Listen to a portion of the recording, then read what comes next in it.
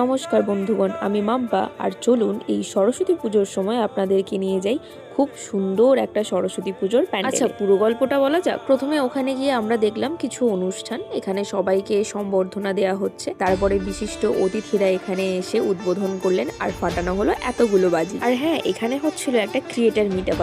সবার সাথে দেখা করলাম আমরা, খুব ভালো লাগলো সবার সাথে আলাপ করে। তারপরে বেশ কিছুক্ষণ ফটোজ অ্যান্ড ভিডিওস নিলাম। এবার প্যান্ডেলটা দেখা যাক। আমরা জানি এই বছর সরস্বতী পুজো পড়েছে একজন বিশেষ মানুষের জন্মদিনে, আর সেটাই ছিল এই পুজোর থিম, অদম্য। সত্যি এই মানুষটাকে কি দমন করা গিয়েছিল? একদমই নয়। প্যান্ডেলের ভেতরে এত রকমের ডিটেলিং আর সত্যি সমস্ত ব্যাপারটাকে যেভাবে রাখা হয়েছিল মনটা ছুঁয়ে গেল।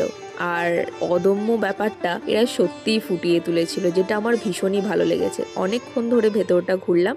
এবারে দেখা যাক মাকে।